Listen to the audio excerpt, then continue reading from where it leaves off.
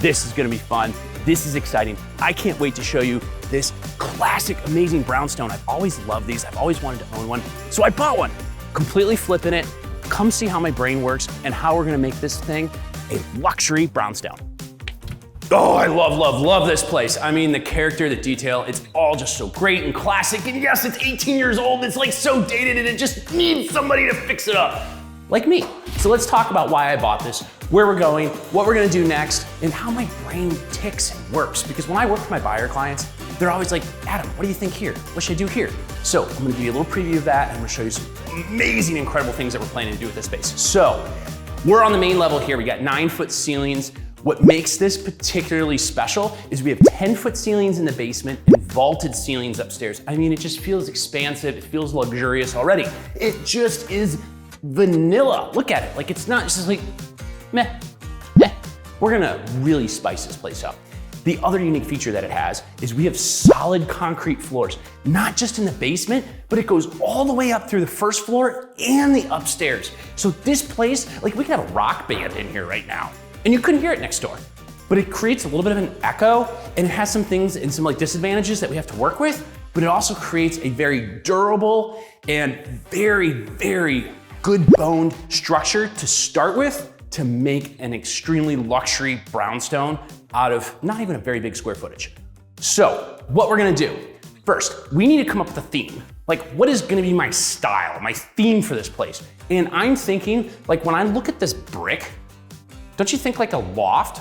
Like a traditional like Boston or Brooklyn like brownstone with like the old 1800s brick exposed? So let's go total loft theme. So I'm thinking for loft, it's like industrial and craftsman, all kind of like meshed together. Maybe a little bit of boho, just for a little bit of color, fun, because we gotta have fun, right? So let's do these styles, let's mix them together. I mean, this has to go. I mean, this is horrible. This is so ornate and just like something from the 90s. So we're gonna take this out. I think let's do like a metal railing, but like those kind of details will really spice the place up. All right, let's run over here. So we get this nice big open living area. We got the living room, we got the kitchen over here, we got the dining and a powder room in the center. Very simple floor plan, right? So we need to swing over to the kitchen, start there to see how we're gonna do all our finishes. Okay, dated, horrible. I mean, first thing's gotta go, we gotta get rid of this stone. It just drives me crazy, right? Okay, but let's get a tape measure out, let's get this figured out. You're coming in off the back, and this drives me nuts because you come right in off the back and you have no mudroom. You need a mudroom. Yeah, we got a small closet here, but it's also just awkward that we come in this space. So let's section it off. I don't have a lot of room, but I'm thinking about echoing this closet there, here. So I'm gonna do a wall, and I just taped it out, but I'm not gonna go quite as deep as over there so I don't take up like too much real estate over here from like the dining room area. So let's add another closet, and then let's arch it in the middle. Actually, let's not arch it, because I wanna do an arch in the kitchen. You'll see that in a minute. Let's instead add a transom. So it kind of has a squared off arch, but it sections and divides this entryway, the back entry, like this important entry that you're always coming in from your garage, from the rest of the home, okay? So I think if we do that, we'll blow this door out and then we'll just do, I think like lockers are so much cooler. So like a bench to sit on, 2 lockers, and then let's just do the same thing over here, another bench with 2 lockers. Okay, so we got that, we come in, and now we have the kitchen, the dining area, so much better space. It'll be much more functional and it'll be much more elegant. We have to gut this kitchen.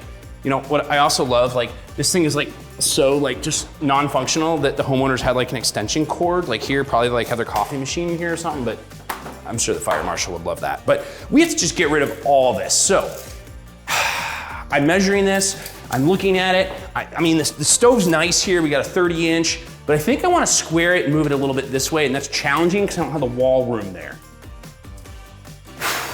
What I think we need to do is we need to reconfigure that space back there. But here's my thought, and then let's look at moving that wall. I want to do a cabinet, and then another cabinet echoing it over here. And then I want to have a counter cabinet and another counter cabinet with the range in the center. And in between those 2 side china displays, let's do an arch. And since it's a brick brownstone, let's do it in brick. So like a giant brick arched, like almost like a hearth, right here over a stove. I think that is gonna be the centerpiece that really speaks for this kitchen. Then let's move the fridge over here. So if we come from this wall down to here, I already measured it. It'll work perfectly for 36 inches. And I think this is the standard depth. It sticks out, you see that? Look at that. You got this ugly side here and you gotta look, it's not even stainless. You know, let's not do that. So let's take the 3 inches off by doing a counter depth. And if we do that counter depth, rather than it coming out all the way to here, it'll come out just to here. And so we'll have the fridge go from there to there.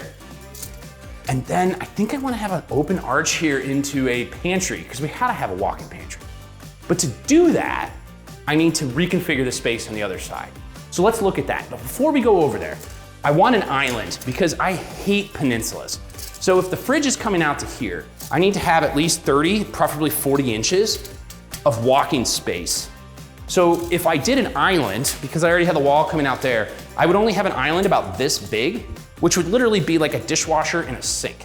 It's not big enough. We gotta at least have another cabinet, because I'd like to have like enough for 3 people. And I can do that if we can push this wall back. So let's look at what we got going on over here. So I got this wall space here. And what this is the powder room. And so I need to shift it. And so I've been thinking about this and I'm staring at it. And if you come over here and you look, we got this weird space here that's not even being utilized. So why don't we just bring this wall back to here, and then we'll put the opening for the door here. We'll have the sink pedestal sitting here on this wall, and then the toilet back here. And if the toilet's here and the sink's over here and we come in, then I can move that wall back another 3 feet. And then the cavity that's in this back corner, well, that's my pantry. All right, now we got this figured out. So I think I got this now where I can have an island, I can have a beautiful kitchen, we got a mudroom area, we're gonna have a dining room here, we're gonna move the chandelier so it's actually centered and make sure it's right on with the stove. Leave this space here, let's do a wall, let's throw a couple picture sconces up here, or maybe some library lights so we have like a gallery, get rid of these wall switches on the wall, and then a beautiful large living room. I like it. All right, let's go take a look upstairs. All right, we got great spaces upstairs. Again, we got this concrete brick wall that carries all the way upstairs. A little bit of a landing here, but what we have is 2 bedrooms, each with their own bath. Let's start in the primary. So we're in the primary, beautiful room. Again, this place is so dark, we gotta add lights.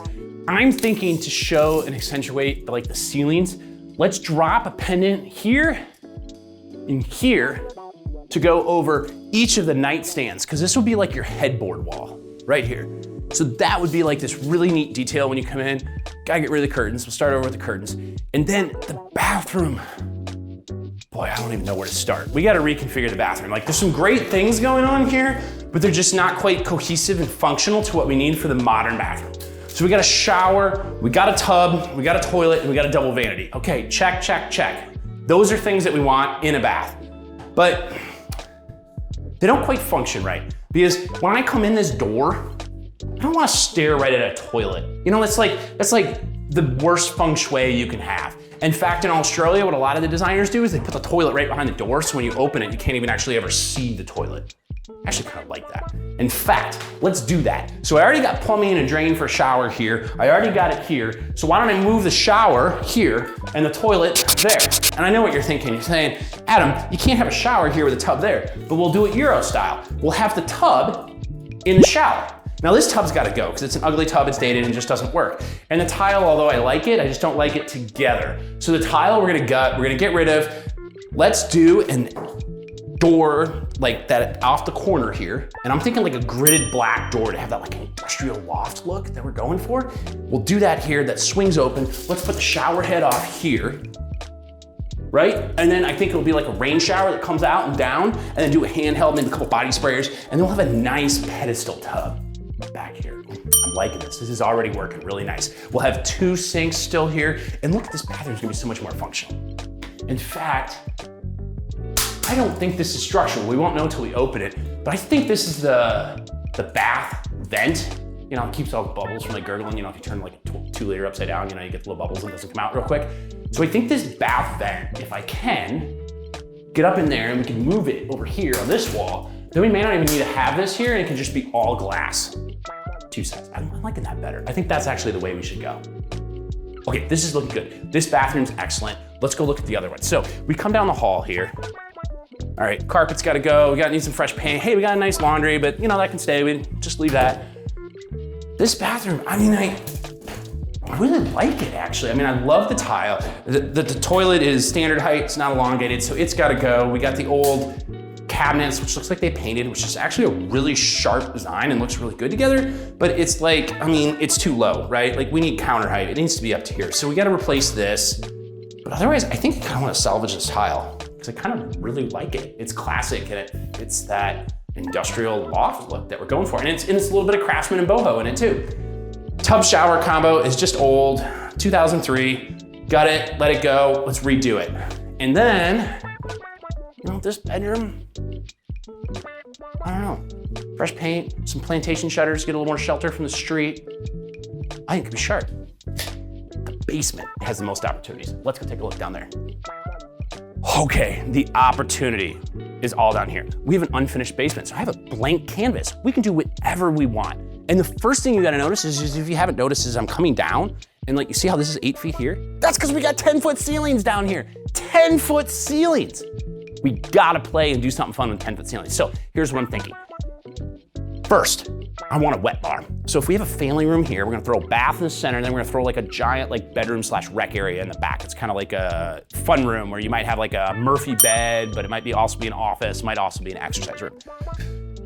But I still would like to get a wet bar. And so I'm trying to figure it out. I got plumbing stubbed here for a bath. So if I do the bath here, I could do a wet bar on this wall, but then you come down and you'd be staring right at it, and I don't want to do that. So instead, I noticed that we got plumbing over here. So what if this is the stairs?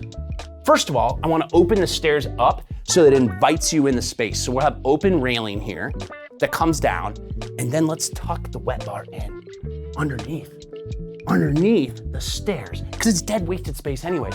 We'll have a little mini bar, like a fridge and a sink and some nice tile behind it, and we'll sink it in there. In fact, I kind of like the idea of this mirror, so maybe we would do like an antique mirror in the backdrop for the backsplash. Okay. This would finalize the family room look. We have to always think about how furniture layouts go because the space has to function for furniture. And actually, you might even have a sectional over here, but I want this to be the head wall for the TV because I have this window here, which is kind of annoying, and I can't have the TV over here because it wouldn't be big enough. And people want big TVs now. I think this looks good. So if this is the family room, and if this is the bath, then we'll have a door that swings here, we'll have a sink, we'll have a toilet, we'll have a tub shower or just a shower over here. We'll come back out, we'll walk to the end, let's just square this wall right across, come in, we'll have this big open space. It could be an exercise room, could be a office / third guest bedroom and the Murphy bed that comes out. Whatever this room could be utilized for, but then let's go ahead and throw in a door here that has a closet that's in between here and the bath. But here's where I think we're gonna make this really fun. We got 10-foot ceilings, right? What if we only carry these walls 8 foot? Let's carry the walls 8 foot and then have a space between where the walls end in the 10-foot ceilings, a 2-foot gap there. And I'm thinking that would let light pour in. It would look like a loft, exactly what a loft would be. And maybe we'll run some fake like barn beams like across to give that loft look. They wouldn't be structural, but they'd be really sharp and they would add this really cool element that you just don't see in a normal townhouse. I think that's what we need to do a really good pop down here. But I think one more thing I wanna do is I wanna bring that brick accent, that brick I love so much that attracted me to this place from the front of the house, into the house. And I think apart from where we're doing it over in the kitchen, let's add some cohesion down here. Let's actually trim out the windows in brick with a little brick arch above them. Both the 2 windows down here. Oh, I'm loving this. This design's coming together. I can't wait to show you so much more of this project as it happens over the next 6 months. So stay tuned, make sure to click subscribe and check back for more updates on my brownstone remodel. Thanks for watching.